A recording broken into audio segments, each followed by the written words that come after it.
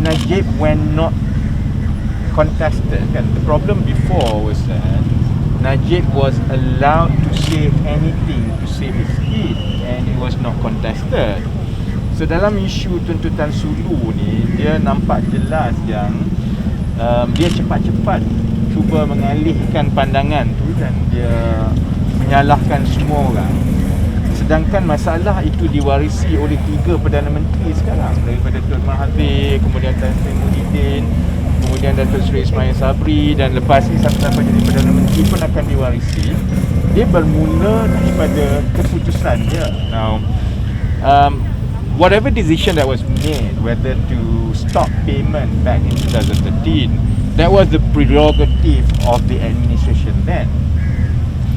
But you know, something as important as this, when you decide to make a decision, by right, as a Prime Minister then, he should have known that it would have invited some kind of legal challenge.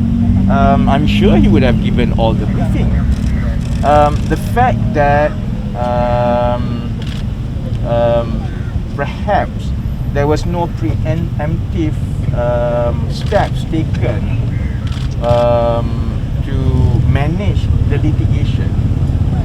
We don't know, for example, bila Najib dapat notis yang pertama 2 November 2017, whether anything was attended to ke tidak. You get a letter of demand and by right you must reply straight away, respond straight away.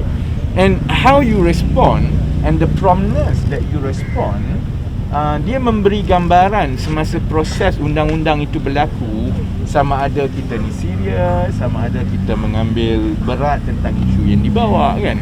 Setakat ini tidak ada tanda-tanda that selepas kita Najib dapat surat pertama 2 November 2017 tu, tidak ada tanda-tanda ada sebarang maklum balas ataupun tindakan pun daripada pentadbiran beliau semasa dia jadi Perdana Menteri. So it is one thing to be negligent lah, you know, in your work. It is another thing altogether to behave as if that you are superstar and tak bersalah langsung.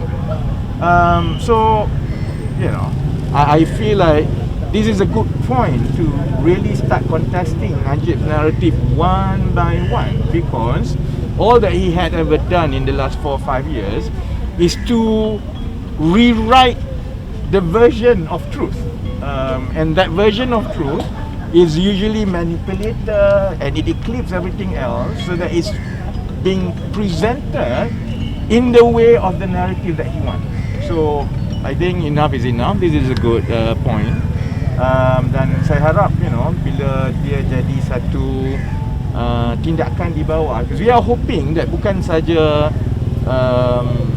pemegang jawatan dalam PKR ataupun PH yang buat laporan, because I do get WhatsApp and messages from individual citizens say, can I do this report by all means? You know, it's good to advocate that as many citizens as possible. If you feel strongly about Najib going around telling lies, then there is an avenue in this case to exercise your constitutional right and go and make a police report, and see whether this continues in other issues as well.